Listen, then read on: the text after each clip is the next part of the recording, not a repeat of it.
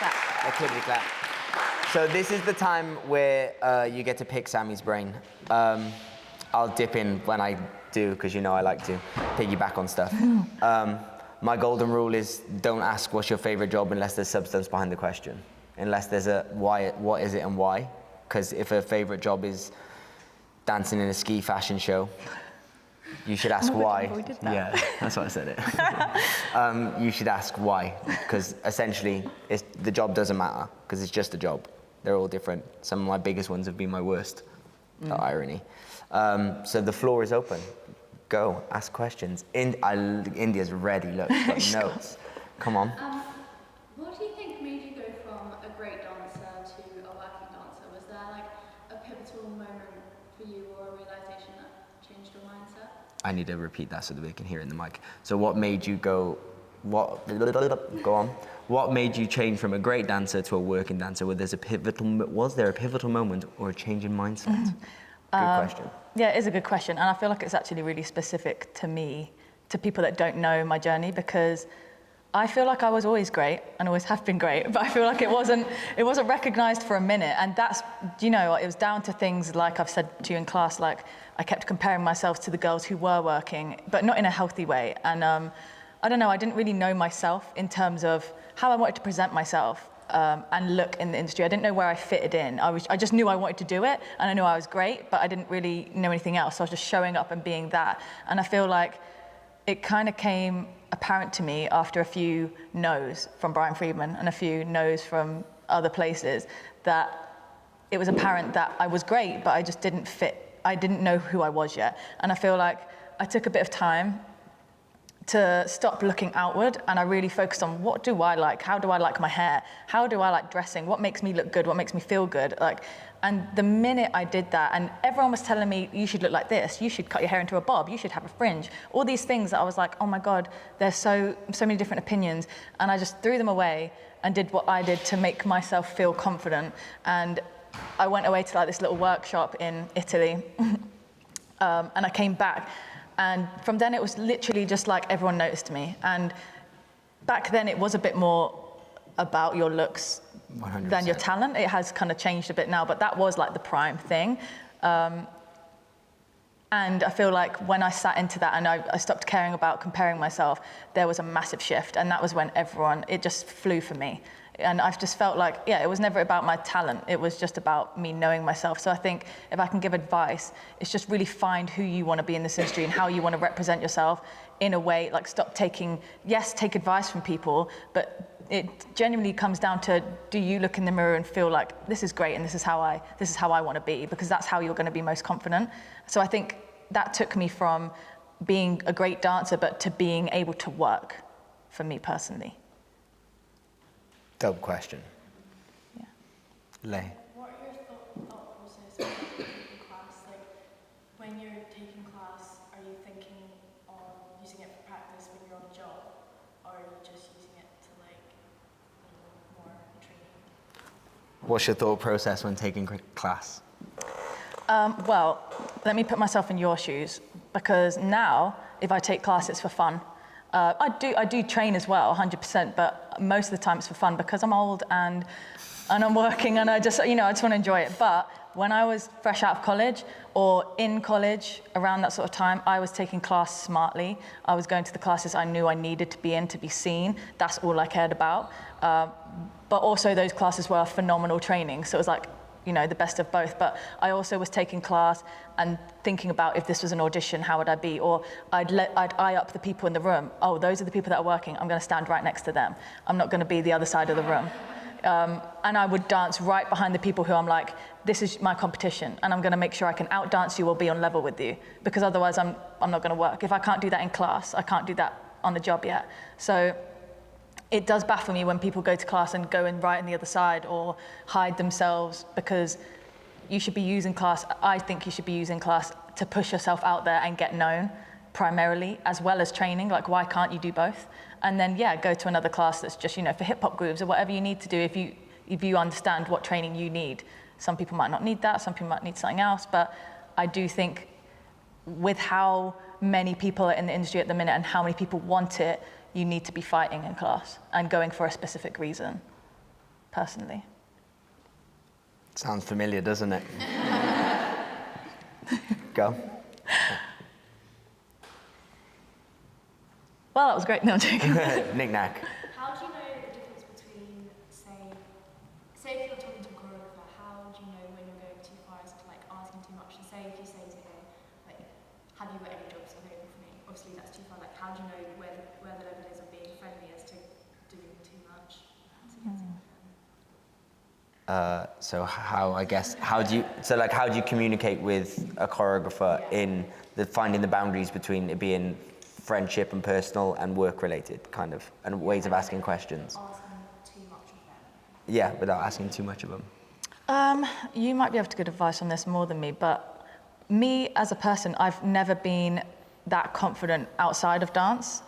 So like I would find it really difficult to go up to choreographers and speak to them, or I'm quite an awkward person. I'm very awkward. So I would never be like, hey mate, or like make pals with people easily. The reason any choreographers and me became friends is because I probably saw them on a night out, because I was a party girl back then. Freedom. Yes, that's where I'd meet most of the choreographers or whatever. But I don't think like it's a bad thing to put yourself out there also, and to say like, hey, I love your work and I'd love to be used if there's anything that comes up, like I think I fit your stuff. I think it becomes maybe if you were like, you know, messaging them at 11 p.m. on a Saturday, or going into like those realms of where it's probably not really acceptable, then that might go a bit too far. But I don't think there's any harm with putting yourself out there, because you've got to do what you've got to do to get, you know, where you want to be. But do you have any thoughts on this? I mean, I'm the kind of person which is like, don't knock the door and wait for it to open, kick that bitch down. Yeah, because other people will be if you're not. But I know I can back it up. So I think only be willing to put yourself out there and basically serve yourself on a platter to be the hired or annihilated if you know that you can live up to the standard. So like when I can't get into rooms for an audition maybe, I know as where I'm at right now, I'm good enough to do those jobs. So I will keep going until I get those opportunities. 100%. Whereas when I was 18, I would have been less forceful, because even though I was confident, I was like, ooh, I'm still not as good as Jay. I'm still not as good as Cisco. I'm still not where the other working dancers are at. Whereas as soon as I felt like I got there, like I never, ever was afraid to ask. Yeah. The whole reason I got a visa to go to LA was because I asked everyone to give me one. Like, they don't just hand them out. Like, 100%. I would go around and be like, I want to move to America, help me. And people would be like, okay. And then they'd see me dance and they go, yo, we should help him. Mm-hmm. So I think if you don't ask, you don't get. The worst thing someone can say is no, but also know where you're at before you ask. 100%. Because I wouldn't ask Beth Honan if I can choreograph X Factor. Even though I know I'm a really good fucking dancer and I make nice steps, I'm not there. So I think it's about knowing where you're at. Yeah, I agree. But dope question. Yeah. Laura. When you're on tour, how do you like stay fit? How do you like stop yourself getting injured? When you're on tour, how do you stay fit and not get injured, Sammy? Well, I got injured. Staying fit, I mean, God, in the tour I was on, I didn't need anything else but the tour. We were on for the 2 hours straight. It was more cardio than I could ever imagine. But I still kept in line with doing yoga now and then. Or like, you know, when you're on tour, you are tired. I can't lie to you. Everyone sees tour as like, wow, world tour, glamour, amazing. No, I'm knackered. I'm jet lagged 90 days of the year. Like, you're sleeping on a tour bus where you can't actually sleep because there's bumps all the time. I'm shattered. The last thing I want to do is get up and do a workout, you know, and then do a 2 hour show. So, but you know, you get good food on tour, so it's about being selective about what you're putting in your body and trying to get as much sleep. But hold on, what was the question? Because there was a bit that I wanted to answer. Oh, injured. I mean, you have to warm up before the show and cool down after. You absolutely have to. And I did slack on that a bit on tour, because you get used to just being like, oh, we go again, I know what I'm doing tonight. Like, I'd still warm up, but maybe not as thoroughly, or things like that. But actually, the night I got injured, I did do a really long warm up. So, but again, I'm a bit older, my body can't take it. But you have to look after yourself. Ice packs after the show. Cooling down after the show is honestly like your biggest thing. And I think like Tanisha Bonner taught me that so much. Like when I was in Some Like It Hip Hop, she would take care of herself like no other. And an athlete. She was an athlete. Yeah. And she taught me the ways of like you should be doing this and this. And I was like, oh, wow, I didn't even know about that. Like, and you should, like, to really maintain your body, to have a long, healthy career, you do need to look at what you're eating. Make sure you're putting the right things in your body, protein, cooling down, warming up, ice baths, all this good stuff. Like, it's so easy to overlook it. Yeah, you have to keep on track of it, especially if you're on a tour. But you should be doing that even more now, because now you're at the learning phase. Whereas if you get injured now in the learning phase, that means you stop progressing. Sammy wasn't in the learning phase, she's in the working phase. Yes, if she gets injured, she can't work, but essentially, like, she's already there. But for the majority of you, you dance more hours in a day or in a week than we probably do in a year. Like, or you should be. So you should already be treating yourselves like athletes. You should already be putting these like steps into place. Yeah. Like, you'll never not see me do, like, I teach you all every single week. You'll never see a dance class that I don't do the warm up. You'll see me bang it out full out every time, even though I've done it 4 times already that day. It's because it's conditioning for me, but I also know that I'm keeping my body mobile. I'm keeping it able to move. Does that make sense? But it's super important, but I don't think you should be waiting until you're on a job to start living that lifestyle. Yeah. Because be ready. You know what I mean? And as Dean would say, greatness, baby. Yeah, and I also think you always think, oh, I'm not going to get injured, or my body's fine.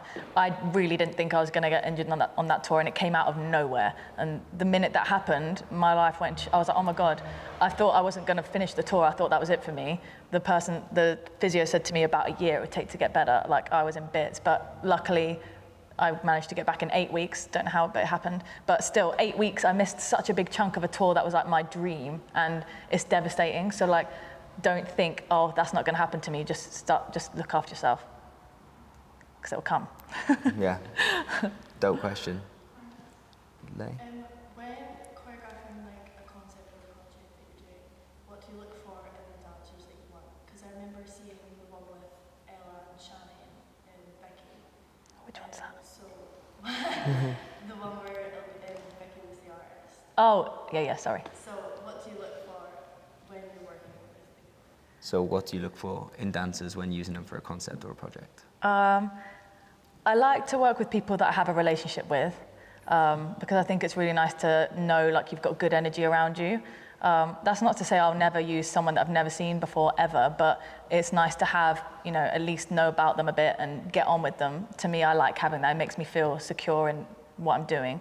I think as a dancer, performance, for that specific concept, I thought of Vicky first because I knew who I needed to play the artist, and then it was like working around her. So I knew the dancers that were like the right sort of vibe for that song, or they give off the right energy. I think it's just one of those things where people that, come to my class, I see them all the time and I'm like, oh, they'd be perfect for this, or they'd be perfect for that. And I think, again, as a dancer, yes, you can be talented and amazing, but if you're an asshole or if you're someone that isn't a great person, why am I gonna want to be working with you? So as much as you're a great dancer, you still have to also think about how you present yourself and speak to people, and the energy you give off whenever you're around anyone is a really important thing, because no one wants anyone in the room that has bad energy. And that goes across the board for probably the rest of your career, outside of dance or inside of dance. Like, that's a huge thing. I always used to be like, why does everyone always hire their friends? They're not even that good. And then I was like, because they get the job done and it's their friends. And now if it was me in that position, I would hire my friends. Yeah. You know what I mean? Like, if my friend is an 8 and someone's a 10, I'm hiring my friend. Yeah. Even if they're a 7, they're gonna get the job done. My nan's not gonna know the difference. Yeah. Like, I'm gonna pay my friend to be with me. I'm just dope that my friends are, lucky that my friends are dope. Yeah. You know what I mean? Yeah. Nathan, you had a question. Yeah, it was, what's been your hardest job and what did you learn and take from it? What's your hardest job and what did you learn and take from it? Good question. Let me have a think.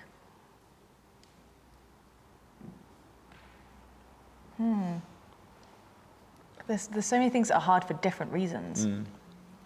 I actually think the tour was my hardest job to date. It was the best job I've ever done and the hardest at the same time. And that was because it was so long, and I think you underestimate, like, you think, oh my God, the tour and this and wow and all these great things, but you forget about, you're away from your family for so long. I was away from my boyfriend for so long. The people you're with, even if you're best friends with them, you're with them 24/7 the whole year. And that gets to a point where it's like, wow, you know, like it's a lot to take in. Like people have arguments, there's bad energy some days, good energy some days, and then the jet lag. Like there's so many things that you don't think about other than, yes, the show is the best part of my life, unreal every single night, thank God. But every other part of that, there were so many times on tour when I was like, I'm gonna have to come off, I need to go home, I can't do it anymore.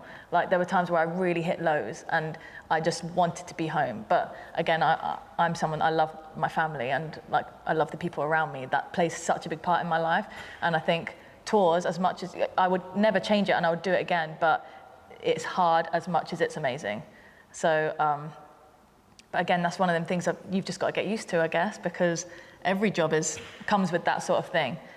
Every job comes with it. You never know who you're going to work with in each job. There was a job I did recently, and it was amazing because of the people on it. Like, it was just such a good vibe. And some things like that really change jobs. Yeah. Don't know if I put that into good words, but. I think that, like, for where you guys are at, like, you know, everything is an open door and run through it because you don't know until you know. And Yeah. every experience is an experience, even if you learn never to do it again. Yeah. But like, I know now jobs that I don't want to do, even though it might be a good credit or it might be good pay. It has to, like, I have a rule called the 3 Ps, and I don't want you to have this rule yet. I want you to experience life first, but one day take this on board. I have the 3 Ps, the pay, the product, and the people. Everything I accept has to tick 2 Ps. So if I'm doing it just because it's good pay, I'm gonna end up not liking it. If I do it just for the people, I'm gonna end up resenting it. And I do it just for the product, I'm gonna end up resenting it. It has to fulfill 2. And then it feels like I'm working towards my dream and I'm not just doing a job. Mm-hmm. For me, that's how I measure things up. Yeah. So every opportunity that comes, I have to analyze it. Whereas at your age, I was like, woo, just give me the jobs. And that's where you need Yeah. to be, because you need to get those experiences Yeah, and 100%. understand those things. 100%. Laura. Have you had a moment where you said, I yeah, thought I made it? I thought that when I was in Thriller, so. No. Come on. Have I made it? I don't know. I think probably for me, my first like big, I guess, commercial job was Rita Ora's tour, and it was with my best friend Lily, and we were like known as opposites back then. And for us, it was like our first big thing, and it was with an artist. That's all we dreamt about, and it was a tour, and we were like, we walked on stage each night. It was only us 2 and 2 guys, and like one number it was just us 2. We walked out, and I remember thinking, yeah, this is it. Which is really funny. It's so cute. It's on YouTube, and I watch it back sometimes, and I was like, oh, it was the most exciting day ever. Yeah. Mine was on Kylie. I was walking in Singapore looking at that big, beautiful thing. And I was walking down like the end of the show, and I was like, I literally went, in my brain, I'm Kane Silver. I made it. And then I got right to the back. We walked all the way down the catwalk, come all the way back up, and then we had to do this like disco really grapevine section. I did an 8 count. We're going the wrong direction. Brilliant. Never settle. Yeah. Good times. Scar. What advice would you give to someone who's about to graduate, and what classes would you suggest that they're in for training purposes and getting seen? Advice for someone who's going to graduate, and what good classes for training and getting seen? I think your main thing is consistency. That's what I keep saying. Like, don't spread yourself too thin and be in everyone's class, and then you're just kind of all over the place. Be consistent. Like, if you want to get seen and you want people to know you, you have to be consistent with that person. So say, oh, I love Randall's class. I'm going to take Randall's class for the next 2 months. Solidly, I'm going to be in his until he knows who I am. Because otherwise, if you're doing Randall's 1 week and then you don't go again for another 6 weeks, he won't remember you. Because even if you're great, because he's now seeing 100 other people each other class, you know? So consistency, I think, is the main thing in pushing yourself out there. Again, figuring out who you are and how you want to be represented. Where do you fit in? If you look at the jobs, you have to know everything. You have to know who is on every job, who's choreographing every job, which choreographers in which books, which dancers are in which books. You need to be clued up to the point where you are just like this. If you don't know, if you see someone on a job and you don't know who they are, that's a problem. You should know everyone. And I think you should know where you fit in. Like, oh, I could be doing their job. I'm similar to that person. And like brand yourself, that's so important. In terms of classes, God, I really don't really take class that much, so I'm probably just going to suggest to my friends. But no, I do think... Your friend's pretty good. Yeah. I mean, Claude, whenever he teaches, I think it's really important to be in his class. He teaches so much about performance and that sort of energy. Randall, again, I think is an amazing person, dancer. Alex and Cam, John and Marco, Jaren's, Sean Niles, Kimmy, Blake's. There's like endless ones that I think are really great. There's probably thousands more, but again, I think pick the ones you want to be in front of and like be smart about. Like I know the agencies always watch my story, always watch Randall's story. They watch certain people's things to see who the new dancers are. You can tell that without me having to tell you certain things. You probably know who those classes are. Just if you watch and you can see, you can understand it. And yeah, consistency. So, Jake. What's one thing you do consistently out of dance that contributes to your success? What's one thing that you do consistently outside of dance that contributes to your success? First one, come on. Consistently. I think I really prioritize, even if it's not every single day, my mental health, meditation, yoga, reading, those things for me, because I'm an anxious person. And when I go to auditions, even now, I'm still anxious. Or if I go to a class and I'm getting picked out, I'm still anxious. And that's something that doesn't go away if you are like that, by the way. It gets worse as you get older. So for me, like taking care of myself outside of dance with that, meditation changed it a lot for me. It calmed me down. It made me not care as much. And yeah, reading for me, I love reading. And again, yoga, all those things that kind of bring me back into the present moment and relax me a bit. That's really important for me as a person, like my mindfulness as well as being a dancer, like they go hand in hand. Charlie. In auditions, how do you make sure you stand out? In auditions, how do you make sure you stand out? I make sure I stand out. I always go straight to the front to learn it, or I go in where I can be in good eyesight. You'll never see me at the back. I want to be seen the whole time. I think why shorten your chances of being seen? People are watching you from the minute you walk in the room, you know, so you have to be mindful of that. I think I just try and sell myself. Like I have an alter ego when I do auditions, and I think, you know, it's about being brave and being bold and being confident, and again, not caring what other people think, and just giving them a show. I think that's how you need to think. Like you need to show them something, and they want to see it. So why hide away? I think even if you're getting put on that right outside corner where no one wants to be in an audition, like you have to make yourself stand out somehow, and that's by being bold and being brave and making good choices instead of hiding away. Mm-hmm. Don't blend in. Yeah, don't blend. We did a really long episode ages ago now on auditions, and we talk about all different things that you can do when you feel good in the room or when you feel bad. Because sometimes you might go into an audition and be like, oh my God, I'm absolutely dying and drowning. That's when you hide. Don't show them your weaknesses, only show them your superpowers. So it's about being smart, and I think the more you do them, you'll start figuring out, this is easy. Because they're not that hard. If you're a good dancer and you can perform, kind of just strategically, you can cheat the game a little bit. Mm-hmm. Lay. How do you maintain the quality of your performance? Like if you're on tour, I often find that if I've got this set that I need to perform, so I've been training it for a while, then I kind of lose the quality sometimes. So how do you maintain it? How do you maintain the quality of performance when something is really in your body or you've been doing it a long time? So you mean if you're getting used to something and it's getting, maybe you're bored of it now or you've done it so much. I think for one, when you're with a live audience and that, it's hard to get bored because it's a new audience every day and a new energy of people to perform to that give you different energy. But saying that, yes, there are numbers in the tour or other shows where you think, this one tonight or whatever, it's natural to feel different things, but you've got that's when I play with it, or I'll involve the people I'm dancing with, and we have fun together, you know, and you find ways to play off each other, or we'll play a different game tonight, we do little things like that as a team. But I feel like you have to create that excitement for yourself to give the best performance out, whatever way you need to do that yourself, but make up different scenarios. But I do think the energy for me of the audience plays a big part on how I perform each night and what I'm giving to people. It's a hard one.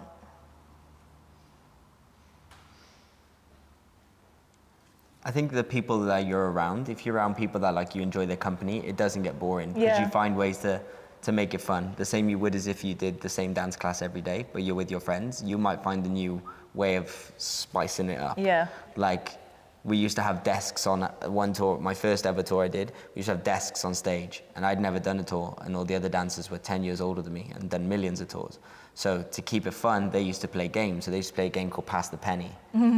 So every time you transitioned or did a partner routine, we would pass a penny. Or they would have, on the desks, they'd leave each other notes inside the desk. So when they opened the desk to get their next prop out, there'd be a note for them, or they'd leave gifts. Brilliant. So like someone would leave like a can of Coca-Cola. So like they could have a sip behind the desk. And there's things that would never ruin the show and the audience would never Yeah. know. But it's ways of keeping it fun for us on stage. Yeah. But we're talking, that's like after 15, 20 shows. Yeah. So like, Yeah. You won't get bored quickly. no. Grace.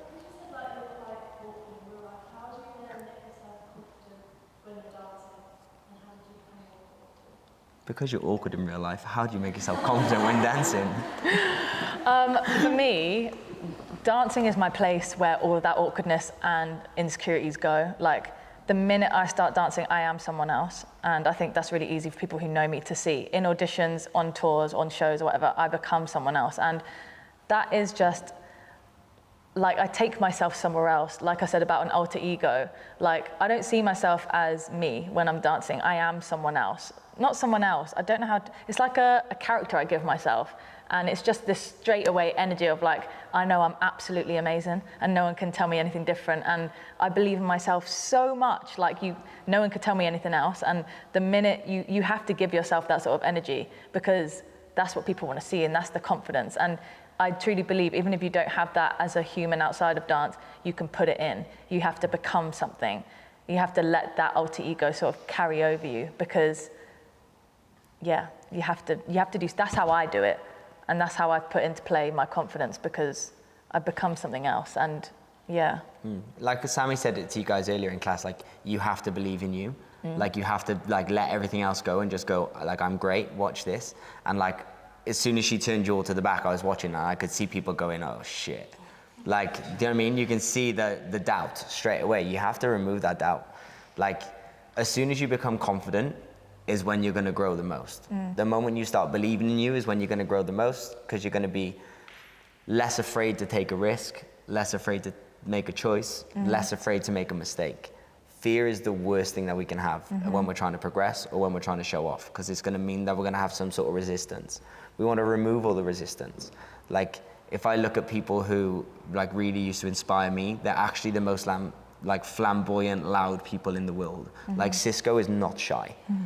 Do you know what I mean? Like, he will tell you he's fantastic and he's great. If we look at, like, some of the most successful, I can say male dancers, I don't really study female dancers, but, like, Jay Ravel was the most confident person in every room, that's why he worked. Anthony Kay was the most confident person in every room, that's why he worked. There was never, like, that you would no doubt, like, how they carry themselves. Everything is, like, they're great.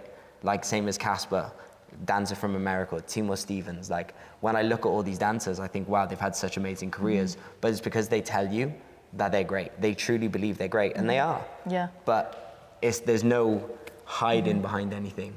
And it's be willing to just go, this is me, and be vulnerable, but proud with it. Yeah, and also, that wasn't me believing or thinking I'm great. That wasn't me like forcing it. I genuinely always thought I'm amazing and I deserve this. I worked really hard. I trained so hard and I knew I could outdance people. I knew there were people on jobs that weren't as good as me. It wasn't like a fake thing. So if you're not there yet, then you need to keep training until you do believe that, you know, you can't just put it on. Like I truly knew I was amazing. And when I'd watch X Factor that year, I didn't get it. And I saw the girls on TV. I didn't get sad. I just thought, I know I'm going to do that. There wasn't a doubt in my mind. When I tell you not one single doubt, I knew I was going to do it. I knew eventually I was going to be on world tours. No one could even tell me different. The belief I had for myself, no one could tell me anything else. And that's because I knew I was good enough. Preach. So, one last one. Anyone got any? I've got one that Jake normally asks. What's one thing that you would change in the dance industry? Ooh. There's probably so many answers I had for this, but when I'm put on the spot, I can't think about it. Can you give me yours and then I'll think? Money. I mean, yeah, that's probably the top one because we definitely don't get paid enough for how amazing we are. That is probably the top one. And I don't need money as in like I just want more money. I should say more respect and, Yeah, respect and 100%. recognition. But most of the time, a nice way of showing that is Yeah. by paying me what I'm worth. Yeah. But recognition as how important we are. Yeah, recognition, 100%. And I think at the moment for the industry, I think more auditions. It's really hard there were auditions all the time when we were younger. I was in like 5 a week, and the opportunity to get seen by people was amazing. Even auditions for agencies, and that doesn't happen anymore. And I think it's something that agencies should bring back because yes, you get to see new people in class all the time, but what about the people who can't afford class or the dance? I do think there should be more opportunities for auditions, and I can't change that, but I do think there should be. Not yet. Yeah. Yeah, good answer. Thank you so much. Dope questions today. Yeah, well done. Very everyone. good. Know what's your favorite job. It makes me very happy. Big thank you to Sammy. Thank you for having me. You're dope, man. Love. I'm gonna give you 7 minutes to get your bodies warm, and then we're gonna dance. Woohoo. Good luck.